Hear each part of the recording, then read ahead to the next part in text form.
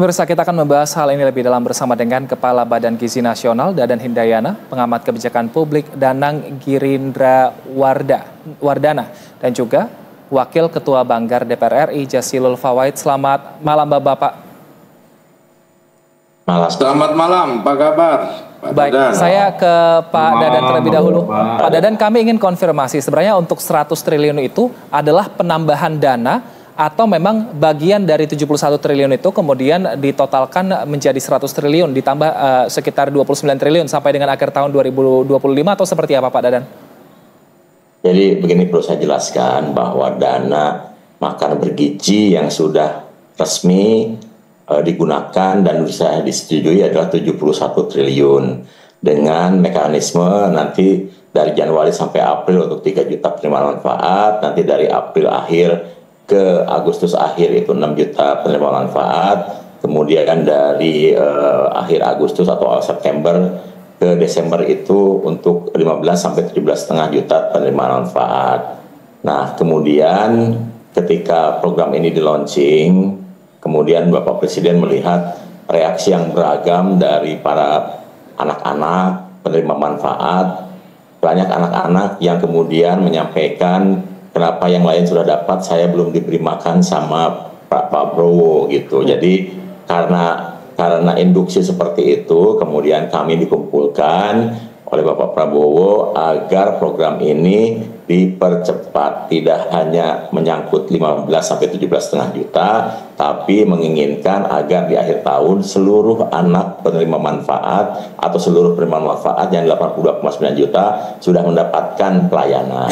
Nah, kemudian pada saat rapat itu kami ditanya kalau ini dilakukan di bulan September, Oktober, November, Desember 82,9 juta itu dikejar, maka Badan Gizi menyampaikan kalau mulai dari September maka dibutuhkan tambahan 100 triliun. Kalau nanti kemudian ternyata bisa dilakukan di bulan November, maka itu tambahannya 50 triliun. Jadi satu bulan itu tambahannya 25 triliun.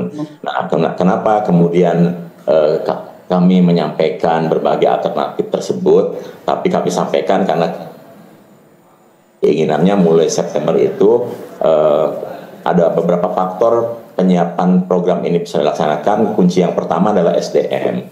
Nah, SDM itu faktor yang utama di dalam pelaksanaan makan bergizi, karena SDM-nya ini harus dididik secara khusus, yang dididik selama 3-4 bulan secara terpusat, dan SDM-nya baru akan siap di akhir Juli, sehingga Agustus dimungkinkan mereka sudah dikirim ke lapangan.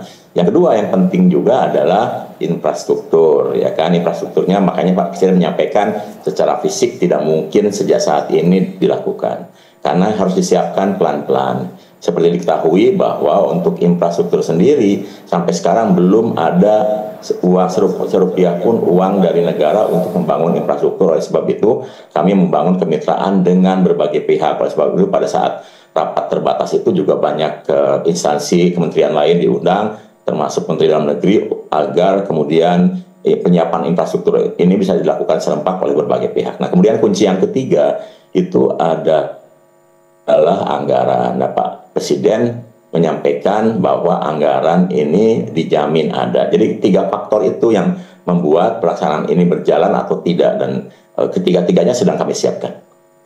Baik, saya ke Pak Jazilul. Pak Jazilul, ini kan APBN 2025 sudah ketuk palu, tapi ternyata ketika ada perubahan seperti ini, prosedurnya seperti apa yang harus dilakukan pemerintah supaya program pemerintah juga ini, apalagi program prioritas, bisa tetap berjalan nanti, Pak?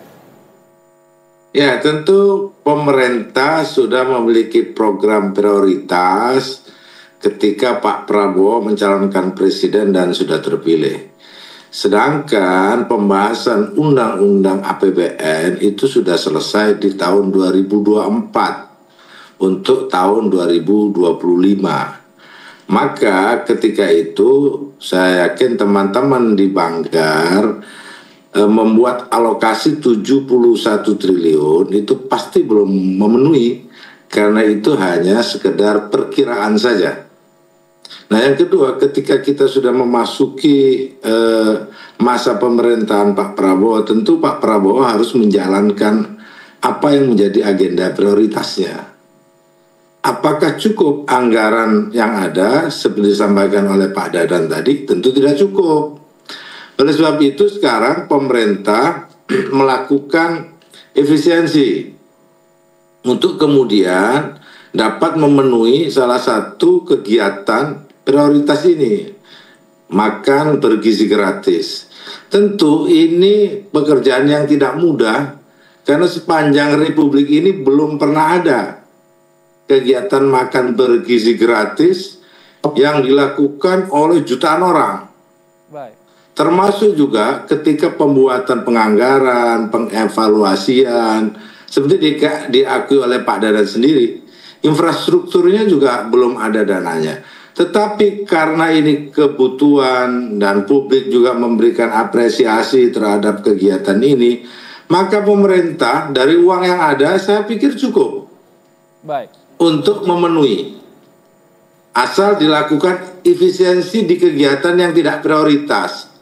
Oleh sebab itu kami dari Badan Anggaran tentu akan memberikan dukungan agar kegiatan ini dapat berjalan secara baik, utamanya dukungan anggaran sesuai bidang tugas kami. Namun seperti yang diharapkan oleh masyarakat dan kita semua, pertama, program ini berjalan lancar, infrastrukturnya cukup, dan tepat sasaran. Nah, oleh sebab itu, kami juga berharap kegiatan ini memang bagian yang tidak terpisahkan untuk penguatan ketahanan pangan kita. Baik. Petani kita, BUMDes kita, masyarakat kita. Nah ini, oleh sebab itu, kelihatannya memang ide makan bergizi gratis ini kemudian menjadi rekayasa sosial dan ekonomi di masyarakat. Menurut saya, awalnya memang tujuannya untuk memenuhi gizi siswa, ibu hamil, supaya kita punya generasi yang cerdas.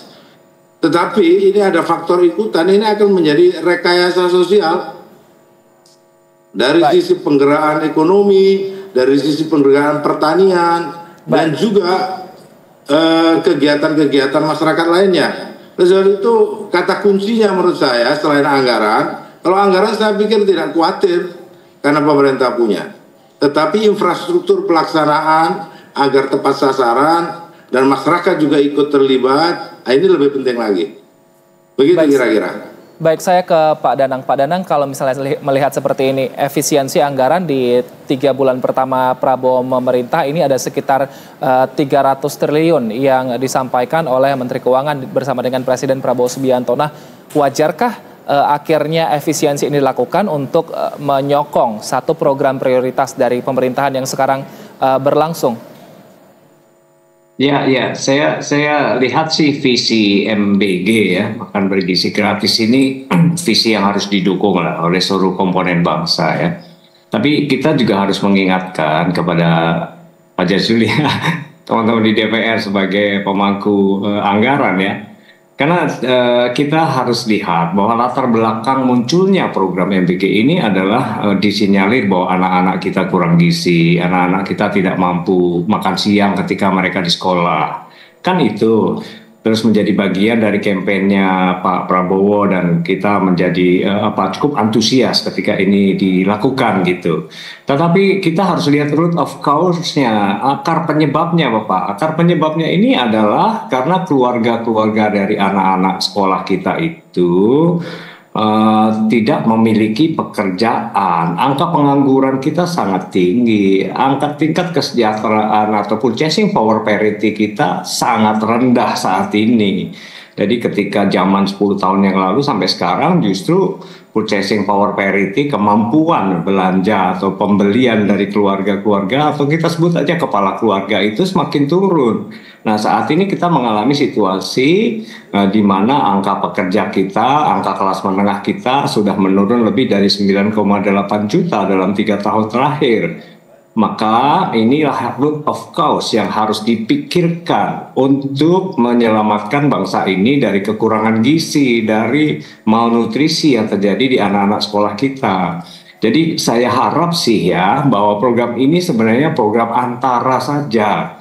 jalan 3-4 tahun ke depan, sehingga anggaran-anggaran itu tidak lagi terkonsentrasi kepada MBG saja. Karena kalau hanya terkonsentrasi pada MBG, menurut saya nih Pak Jazuli, itu nanti kemudian anggaran pelayanan publik yang sifatnya pembangunan, yang sifatnya untuk menyerap investasi itu tidak akan tercapai dengan baik dengan rasionalisasi pengurangan anggaran di berbagai kementerian saat ini. Semuanya fokus ke satu tujuan itu, MBG. Tapi kementerian kehilangan amunisi untuk menyelenggarakan kegiatan pelayanan publik yang lain karena pemotongan anggaran dikonsentrasikan pada program MBG. Baik. Nah, meskipun visi ini baik, tetapi juga harus dibuat rasionalisasi selama beberapa tahun ke depan agar anggaran-anggaran yang diperlukan pemerintah untuk meningkatkan iklim investasi sehingga bisa menyerap tenaga kerja sebanyak mungkin itu juga menjadi jauh lebih penting, karena kalau negara semakin modern, purchasing power parity-nya juga makin naik, PDB kita makin naik, kemudian angka kemiskinan juga akan menurun gitu. Nah, dengan cara itulah kemudian anak-anak sekolah kita secara otomatis, secara alami juga memiliki kemampuan untuk meningkatkan gizinya sendiri masing-masing. Tidak terlalu terharus menjadi apa istilahnya menggantungkan pada negara dalam bentuk subsidi atau bantuan sosial seperti ini. Nah, ini konsen yang harus kita camkan agar pemerintah melihat ini tidak akan berjalan moga-moga ya tidak perlu berjalan sampai 5 tahun ke depan sampai habis periode pemerintah Pak Prabowo gitu. Mesti ada cut off di tengah jalan, tetapi cut off itu harus menjadi salah satu persentase penting sehingga kepala-kepala keluarga dari anak-anak siswa kita ini memiliki pekerjaan sehingga mereka bisa mandiri, bisa memberikan nafkah yang lebih baik pada keluarganya. Baik, saya kembali ke Pak Dadan. Pak Dadan, waktu itu kan Presiden Prabowo Subianto sempat meminta para wartawan untuk keluar ruangan dan kemudian untuk Kabinet Merah Putih dan juga lembaga-lembaga terkait ini membicarakan mengenai anggaran juga, salah satunya anggaran makanan bergizi gratis. Kalau boleh tahu bocoran dong Pak Dadan, dari mana sebenarnya anggaran untuk tambahan 100 triliun ini tadi supaya tadi bisa tercapai target dari pemerintah? Kan sudah disampaikan di publik bahwa ada efisiensi 306 triliun ya kan, dan Pak Presiden sebetulnya menyampaikan 3 patokan utama pemanfaatan APBN. Pertama, yang menunjang ke peningkatan lapangan kerja ya kan, yang kedua kemudian meningkatkan produktivitas, dan yang ketiga adalah meningkatkan inovasi-inovasi. Jadi banyak anggaran yang tidak mendukung 3 hal tersebut terkait dengan inefisiensi, maka kemudian disisir oleh Pak Presiden dan Kementerian Keuangan, diperolehlah anggaran sebesar itu. Nah, makan bergizi sendiri tidak akan di 2005 menggunakan semua anggaran, karena saya sudah tahu sebenarnya sebagian besar nanti kemana, karena untuk meningkatkan produktivitas, lapangan kerja, dan juga inovasi. Tapi jangan lupa ya nih Pak Danang ya, dan juga Pak yang terhormat Pak Jazilul benar tadi mengatakan MBG ini tujuannya adalah untuk memberikan pemenuhan gizi kepada penerima manfaat 82,9 juta. Kenapa faktornya? Karena pertumbuhan penduduk Indonesia itu disokong oleh 60%, 70% orang yang pendapatannya di bawah 1 juta. Jadi miskin melahirkan miskin dengan anak hampir rata-rata 3. Jadi mereka itu 60%, 70% tidak pernah mendapatkan asupan gizi yang cukup, dan juga tidak pernah minum susu karena tidak mampu beli susu. Sementara mereka ini 20 tahun kemudian, 2045, itu akan menjadi tenaga kerja yang produktif. Kalau kita tidak sokong dari sekarang dengan tidak intervensi mereka dengan gizi yang seimbang, mungkin mereka termasuk yang akan tumbuh lemah, tidak produktif, dan juga akan jadi beban negara. Itu satu.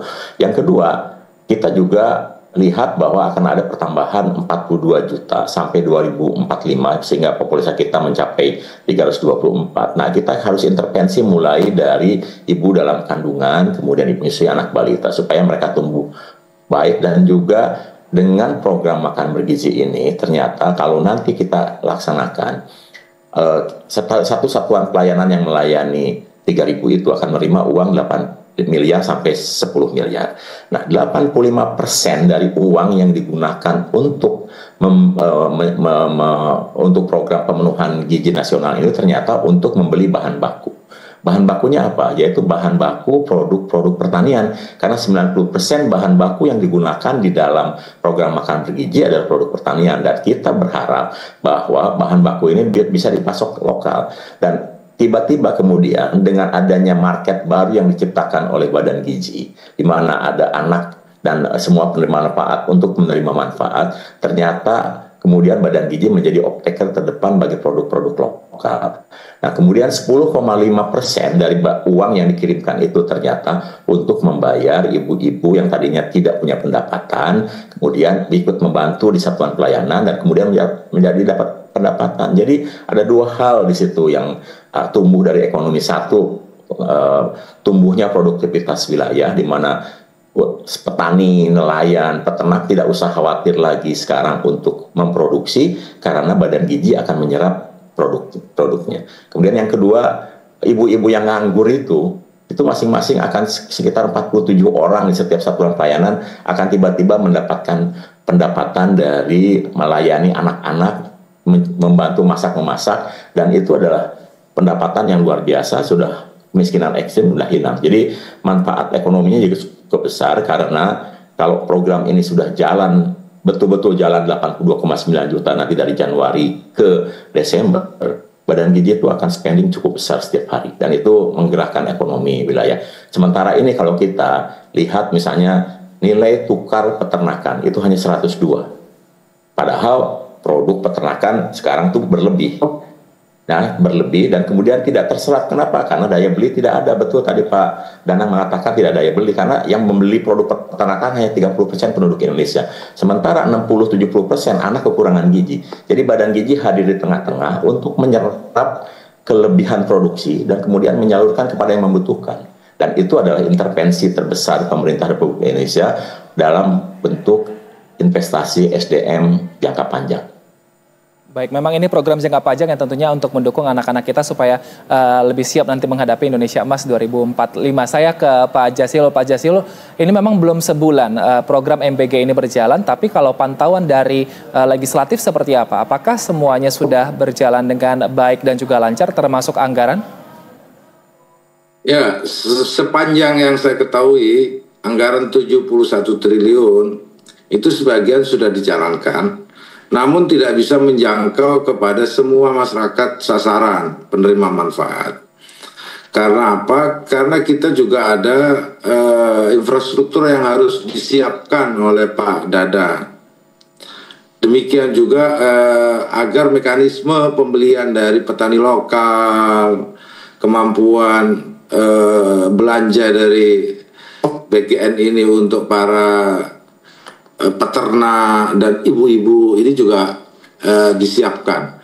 Namun sepanjang yang dijalankan, menurut saya belum ada tanda-tanda bahwa kegiatan ini tidak akan bisa dijalankan. Justru masyarakat sangat besar sekali dukungannya.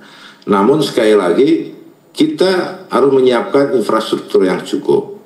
Nah, oleh sebab itu saya sebutkan tadi memang makan bergizi gratis ini ya gerakan sekaligus ya. Satu memang gerakan politik, ini program pemerintah. Yang kedua gerakan ekonomi karena ini juga menyerap potensi ekonomi dan menggerakkan ekonomi masyarakat. Yang kedua rekayasa sosial karena memang ini kan sasarannya sasarannya ini siswa dan ibu hamil. Seperti disampaikan oleh Pak Dadan tadi, kita tidak ingin ibu-ibu melahirkan bayi-bayi yang tidak sehat. Dan kita tidak ingin siswa-siswa kita juga tidak menerima asupan bergizi. Nah, negara memang turun tangan. Nah, kalau Pak Dadan tadi mengatakan bahwa jangan sampai terus-menerus, ya pastinya ini bukan kegiatan yang akan berlangsung kira-kira 5 repelita, bukan Pak Dadan. Ini adalah upaya dari Pak Prabowo untuk bisa membuktikan apa yang menjadi agendanya, bahwa salah satu untuk menggerakkan juga meningkatkan kecerdasan anak didik kita, kesehatan itu melalui makan bergizi gratis. setidaknya memang sudah terbukti karena ini menggerakkan semua sektor. Tapi kita belum punya tradisi itu. Mohon maaf Dadan, karena kita belum punya tradisi seperti itu tentu kita harus membangun jejaring infrastrukturnya sehingga kegiatan ini berlangsung dengan baik. Sekali lagi, tanpa keterlibatan masyarakat sulit untuk diwujudkan dengan baik. Tapi masyarakat memberikan dukungan yang sangat baik. Jadi kaitannya dengan anggaran tidak ada masalah karena memang banyak anggaran-anggaran yang tidak efisien Pak Dadan yang harus diefisienkan. Anggaran rapat-rapat, perjalanan dinas, upacara-upacara yang tidak perlu, dan banyak lagi. Sedangkan sebagian masyarakat kita, siswa kita ini butuh daripada untuk rapat dan perjalanan dinas, mending untuk makan siang. Saya pikir itu tidak akan mengurangi kegiatan-kegiatan prioritas yang peningkatan pemberantasan pengangguran atau menurunkan angka pengangguran. Tidak akan sampai di situ. Baik, Pak Danang, gimana tanggapannya ini tidak akan mengurangi proyeksi untuk pembangunan dan juga ternyata dampak dominonya akan positif ke masyarakat. Kalau Pak Danang melihatnya seperti apa? Iya, setuju. Ini multiplier efeknya sangat positif ke masyarakat. Tapi tentu saja nanti detail dari masalah distribusi kepada anak-anak siswa, masalah produksi yang dilakukan oleh stakeholder itu menjadi penting ya. Jadi kalau sekedar melihat dari, kembali dulu ke efisiensi anggaran ya. Anggaran kita ini kan seperti balon Pak, dipencet kiri menggelembung yang kanan, dipencet kanan menggelembung yang atas, kan begitu. Jadi kita harus benar-benar teliti di dalam struktur ini karena anggaran harus mengikuti tujuannya, bukan mengikuti strukturnya. Tapi kebetulan memang struktur pemerintahan kita ini sudah diputuskan cukup gemuk ya. Sehingga ini yang harus kita perhatikan benar-benar bagaimana mekanisme birokrasi kita berjalan dengan kapasitas anggaran yang ada pada saat ini. Sehingga saya tidak bisa membayangkan kalau negara ini harus berhutang lagi dari luar negeri hanya untuk salah satu program. Yang relatif program ini sebenarnya bisa diatasi kalau penciptaan lapangan kerja kita tercipta dengan baik, itu Pak Jis. Nah, sekarang kita kembali ke teknis bagaimana distribusinya. Nah, kami melihat memang, kami amati di lapangan, memang pelibatan UKM cukup tinggi ya di sini, yang cukup bagus lah saya lihat. Tapi ada keterlibatan dari aparat melalui TNI ya, itu juga cukup bagus. Ada satu sisi lain lagi yang saya belum pernah melihat di lapangan, yaitu bagaimana melibatkan sekolah itu sendiri untuk menyiapkan makan siang gratis. Dilakukan oleh sekolah, oleh para guru dan para orang tua murid yang tergabung dalam komite sekolah. Ini menjadi salah satu mekanisme kerja sehingga fokus pada efisiensi anggaran di MBG itu juga lebih tepat sasaran nantinya. Nah, konteks-konteks seperti itu karena ini benar banget nih, belum pernah Indonesia lakukan hal itu, Pak Jis, betul banget. Tetapi ini harus menjadi best practice di pemerintahan Pak Prabowo ini sehingga secara administratif bisa melibatkan semakin banyak masyarakat yang kebetulan juga membutuhkan lapangan kerja gitu. Nah, jangan sampai ini menjadi bagian dari kegiatan bisnis grup-grup besar gitu. Kita pantau bersama. Nanti kita pantau bersama kalau masalah itu Pak Danang. Saya kembali ke Pak Danang. Tapi kita pada intinya kita dukung. Ini menarik dan sangat luar biasa. Baik, Pak Dadan, ini kan masih belum 1 bulan berjalan secara penuh. Tapi kira-kira tadi masukan dari Pak Danang, ya baru 3 minggu betul. Tapi kira-kira masukan dari Pak Danang tadi untuk melibatkan sekolah dan juga komite sekolah dan juga mungkin evaluasi apa kira-kira yang perlu dilakukan sehingga ke depannya ini bisa berjalan lebih baik. Apalagi akan semakin banyak wilayah yang menerima MBG ini. Ya, sekarang saya harus sampaikan dulu kondisi ya. Dan masukan Pak Danang saya kira luar biasa dan arahan Pak Presiden juga demikian agar sekolah dilibatkan. Tapi saya harus menyampaikan kenyataan dulu di awal bahwa program ini dijalankan pada tanggal 6 Januari. Dan pada saat itu anggaran Badan Gizi masih belum dibuka bintangnya karena baru RDP pada tanggal 6. Jadi tidak memungkinkan untuk UMKM kelas kecil dan mikro itu untuk di awal ini terlibat. Kenapa? Karena harus menanggulangi dulu dana ya, sampai 2 minggu itu mereka harus tanggulangi. Jadi banyak pihak yang terlibat sekarang ini, saya ucapkan terima kasih karena dengan keterlibatan mereka itu program ini bisa berjalan serempak. Nah, kemudian sekarang dananya sudah cair, kemudian kami sudah atur mekanismenya, dan kami sudah tidak ingin lagi nanti ada dana talangan, sehingga dana itu bisa LS gitu ya, masuk ke rekening penerima manfaat, dan bisa dibelanjakan bersama-sama dengan Kepala Satuan Pelayanan Pemenuhan Gizi, dan dengan dana awal itu dimungkinkan pihak sekolah, usaha kecil, usaha mikro terlibat dalam program makan bergizi karena uangnya ada duluan ya. Jadi kami sementara ini siapkan semuanya. Nanti bulan kedua itu mungkin di atas tanggal 10 kita sudah mulai memberikan menggandeng mitra-mitra yang untuk sementara ini tidak akan mampu menghandle keuangan selama 10 hari, itu nggak mungkin. Mereka pasti kewalahan dan akan bangkrut usahanya, dan kami tidak ingin seperti itu. Jadi untuk sementara ini adalah berbagai pihak yang betul-betul membantu kami, karena merah putih tidak ada. Kalau ini hitungan bisnis nggak masuk juga. Jadi keterlibatan semua pihak kami sangat inginkan, tapi harus dicatat yang sudah jalan 3 minggu itu ada kurang lebih 245 satuan pelayanan pemenuhan gizi di 34 provinsi, dan 32%-nya adalah UMKM ya, dan sudah berjalan itu. Nanti dengan berjalannya waktu di mana administrasi keuangan kami sudah benahi, terutama karena sekarang itu kami sedang atur bagaimana agar uang itu masuk duluan ke rekening dan dibelanjakan, yang memungkinkan usaha kecil, usaha mikro itu bisa terlibat dalam program ini. Dan itu memang arahan Pak Presiden juga demikian.